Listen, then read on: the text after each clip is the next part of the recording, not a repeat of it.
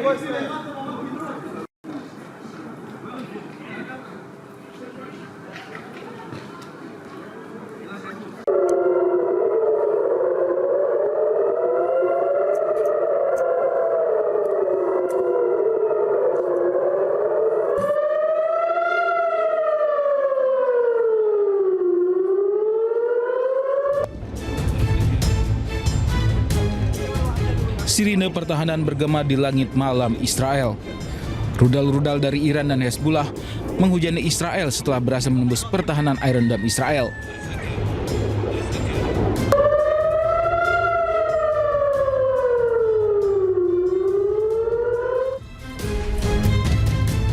Warga Israel pun mengungsi ke bunker-bunker bawah tanah yang telah disiapkan. Saat ini Israel telah bersiap menghadapi serangan balasan dari Iran dan Hezbollah. Sejumlah rumah sakit pun mulai mengevakuasi pasiennya ke bawah tanah. Salah satunya rumah sakit di Gamatgan yang telah memindahkan seluruh operasinya ke fasilitas darurat di bawah tanah. Rumah sakit ini akan menjadi lokasi perawatan medis darurat selama perang. Ya, diembargo puluhan tahun, Iran tidak kehilangan giginya di kawasan Teluk. Selama 5 hari perang berkecamuk, rudal Iran mampu menghancurkan target jarak jauh dengan akurasi tinggi. Bahkan salah satunya merupakan rudal terkuat di kawasan Teluk Arab.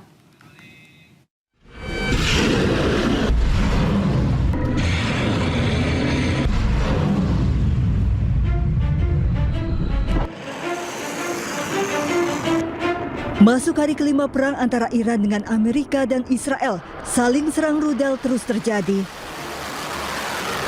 Diembargo puluhan tahun tidak membuat Iran kehilangan taringnya. Terbukti rudal-rudal Iran berhasil meluluh lantakkan Israel dan aset militer Amerika di kawasan Teluk. Komando Pusat Amerika CENTCOM pada 2025 menyebut Iran punya 3.000 lebih rudal balistik dengan 13 jenis rudal. Dilansir dari Iran Watch, Iran sudah membangun kemampuan rudal strategis dengan kemampuan jarak tembak pendek, sistem rudal balistik jarak menengah yang mampu mencapai Israel, bahkan Eropa Selatan, rudal jelajah, hingga rudal dengan sistem peluncur satelit. 4 model rudal balistik jarak pendek Iran punya jangkauan 300 hingga 1.000 km. 5 rudal balistik jarak menengah punya jangkauan 1.000 hingga 3.000 km, bisa menyerang negara jauh seperti Israel dan pangkalan militer Amerika di kawasan Teluk. 2 rudal jelajah Iran punya jangkauan hingga lebih dari 2.000 km. Rudal ini bisa diluncurkan diam-diam dari darat. Rudal dengan sistem peluncur satelit digunakan misi luar angkasa yang menggunakan sistem peluncur dengan teknologi mirip rudal balistik jarak jauh bisa dialihfungsikan untuk keperluan militer. Komando Pusat Amerika Serikat CENTCOM menyebut rudal Khorramshahr menjadi rudal yang paling kuat di Timur Tengah karena mampu melampaui perbatasan dan menyerang target jarak jauh di negara Teluk Arab.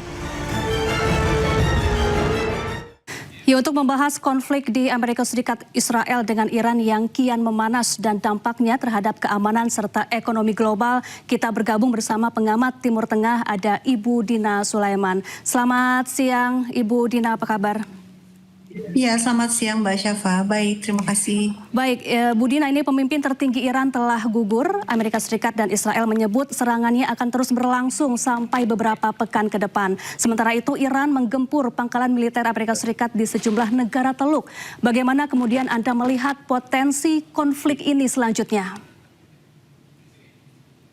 Ya, kalau kita lihat sebenarnya dari sisi persenjataan sudah banyak pengamat militer ya yang menyatakan bahwa justru Amerika dan Israel lah yang betul-betul kerepotan sekarang karena cadangan senjatanya itu terutama ini ya rudal-rudal yang digunakan untuk menangkis rudal dan drone dari Iran itu semakin menipis. Dan bahkan ada pengamat militer yang menyebut sampai 5 hari sebenarnya cadangannya karena kalau kita lihat kan yang datang ke Iran itu adalah pihak Amerika ya. Jadi Amerika tidak di negaranya sendiri dan artinya kalau dia memerlukan suplai baru butuh waktu yang sangat lama dan ditambah lagi pangkalan-pangkalan militer Amerika Serikat di kawasan di negara-negara Teluk itu juga sudah dihancurkan oleh Iran sehingga memang justru Amerika yang sangat kesulitan di sini karena itu kemudian ini ya Perdana Menteri Inggris beberapa hari yang lalu menyatakan bahwa Amerika meminta bantuan kepada Inggris dengan cara meminjamkan pangkalan-pangkalan militernya di kawasan untuk digunakan oleh Amerika Serikat. Tapi kemudian juga kan pangkalan militer Inggris di Siprus juga ada serangan ya meskipun disebutkan ternyata penyerangnya bukan Iran tetapi Hizbullah. Tapi intinya adalah bahwa justru karena kondisi geografis, kemudian kemenangan atau keunggulan geografis yang dimiliki Iran karena dia berada di wilayah sendiri itu sangat signifikan ya dalam perimbangan kekuasaan di antara Iran dan Amerika Serikat dan Israel gitu. Baik, jadi artinya setelah pangkalan militer Amerika Serikat di negara-negara Timur Tengah diserang Iran, kemudian Amerika tidak mendapat dukungan dari negara-negara Eropa, maka ke depan Amerika Serikat akan kesulitan begitu untuk melancarkan serangan berikutnya, Bu Dina.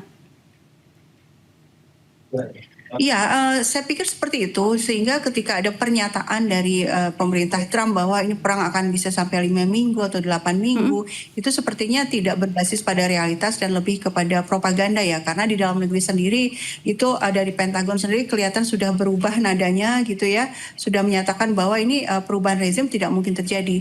Nah, kenapa ini penting? Karena memang yang disebut kemenangan dalam perang itu biasanya dilihat dari tercapai atau tidak tujuan yang di awal perang ya. Nah, Trump di deklarasinya di hari Sabtu itu kan menyatakan bahwa ya dia mengatakan orang-orang Iran segera turun ke jalan gitu ya dan ambil alih pemerintahan. Itu kan berarti menginginkan perubahan rezim ya.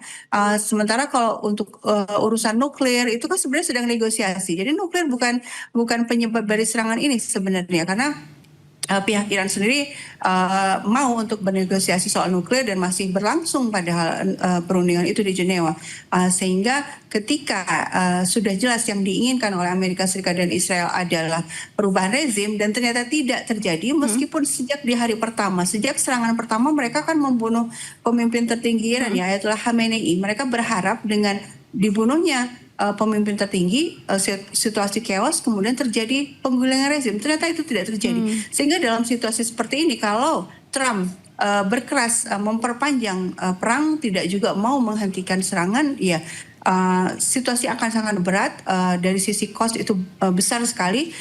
Dalam 4 hari saja, 4 hari pertama itu sudah ada laporan bahwa lebih dari 2 miliar US dollar yang habis dari pihak Amerika ya. Jadi costnya itu besar sekali karena memang persenjataan, misil atau rudalnya Amerika itu biayanya sangat besar. Harganya sangat mahal dibanding dengan rudal dan drone buatan Iran yang dibuat secara mandiri itu jauh lebih murah. Sehingga kalau buat Iran nafasnya bisa panjang, tapi kalau buat Amerika Serikat karena sisi cost ini memang diragukan. Apalagi ekonomi Amerika juga sedang mengalami penurunan. Belum lagi kita bicara soal tekanan ekonomi akibat ditutupnya Selat Hormuz. Ini juga pasti akan membuat negara-negara sekutu Amerika Serikat sendiri termasuk juga Eropa yang terancam dengan penutupan Selat Hormuz ini karena akan mengganggu suplai bahan bakar ke mereka, tentu tekanannya akan semakin besar dan juga belum lagi tekanan di dalam negeri ya, karena hanya dalam salah satu polling itu disebutkan hanya 18% rakyat Amerika Serikat yang mendukung serangan Trump ke Iran. Saya pikir dengan banyak variabel seperti ini ya Amerika tidak bisa melanjutkan perang sampai lama gitu ya. Pilihannya adalah ya dia mencari cara untuk gimana menghentikan perang tapi dengan tidak kehilangan muka. Baik, kemudian kalau menurut Anda, Bu Dina, bagaimana kemungkinan sikap negara-negara Teluk pasca Iran menyerang pangkalan militer Amerika Serikat di negara-negara Timur Tengah?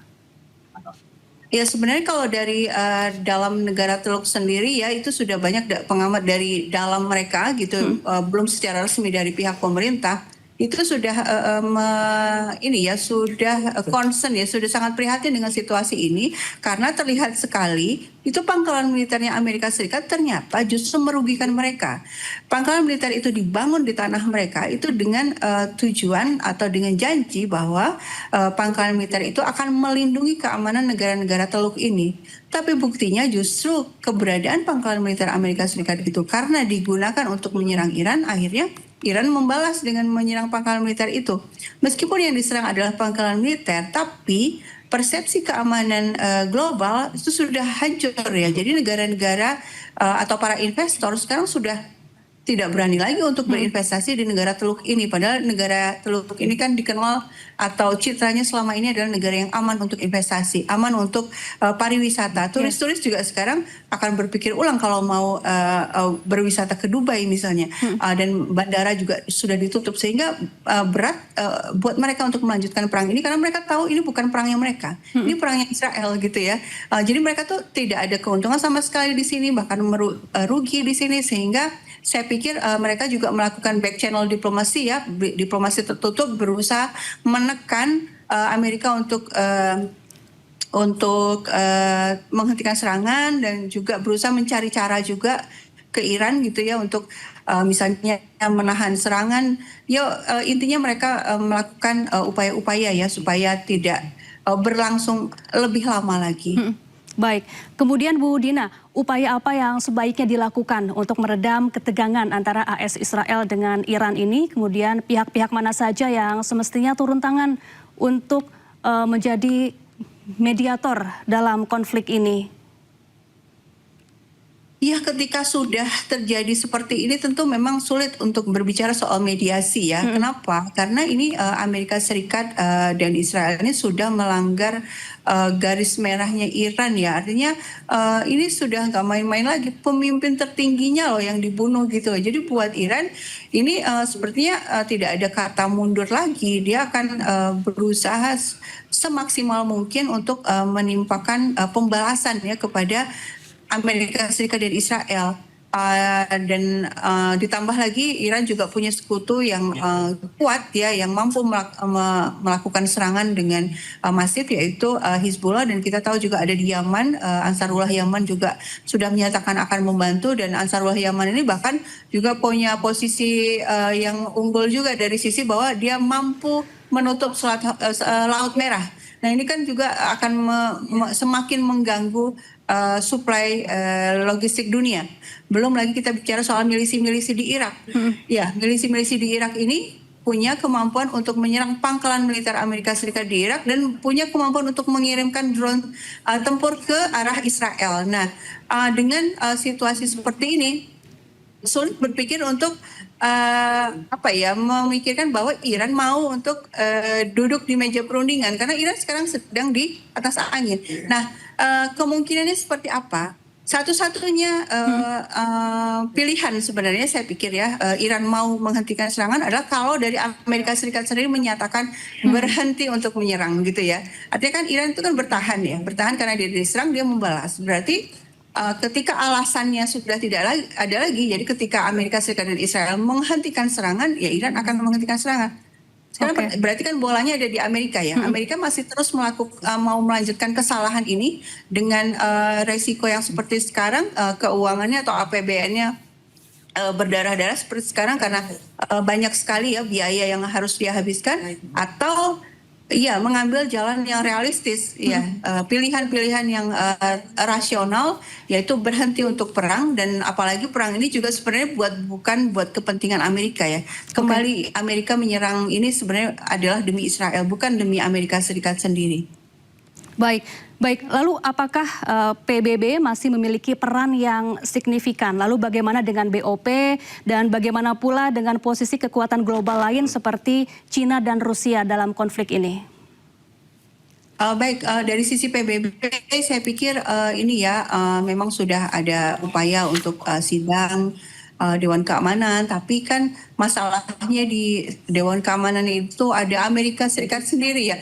Amerika Serikat yang menjadi agresor, dan dia ada di dalam Dewan Keamanan, tentu dia akan memveto keputusan-keputusan yang ia anggap merugikan kepentingannya gitu ya, sehingga sulit untuk berharap pada PBB. Tapi bukan berarti PBB tidak ini ya, artinya bukan berarti PBB ditinggalkan begitu saja. Saya pikir negara-negara perlu tetap mempertahankan forum PBB ini untuk menggalang dukungan semaksimal mungkin kepada Iran sebagai korban dari agresi, dan menekan Amerika Serikat dan Israel yang melakukan agresi sebagai agresor ini. Dan dari sini ya, dari kita melihat betapa PBB tidak berdaya, meskipun juga ada peluang kalau negara-negara kompak ya untuk melakukan sebuah tindakan nyata, kita bisa melihat apalagi BOP gitu ya, apalagi BOP yang dipimpin oleh Trump dan aturan-aturannya ditetapkan oleh Trump. Trump itu punya hak veto. Ya sama sekali tidak ada harapan dari BOP ya. Board of Peace, Dewan Perdamaian, tapi justru ketuanya melakukan agresi kepada sebuah negara yang berdaulat. Jadi tidak bisa diharapkan juga BOP. Saya pikir harapannya ada di upaya-upaya diplomatik bilateral ya. Negara-negara berupaya melakukan back channel diplomasi, membujuk pihak-pihak yang terlibat untuk menghentikan serangan. Baik, sayang sekali waktu kita terbatas. Bu Dina Sulaiman, pengamat Timur Tengah, terima kasih sudah bergabung bersama kami di Breaking News. Iya, sama-sama terima kasih. Pemirsa jangan kemana-mana, Breaking News akan kembali sesaat lagi. Tetaplah bersama kami.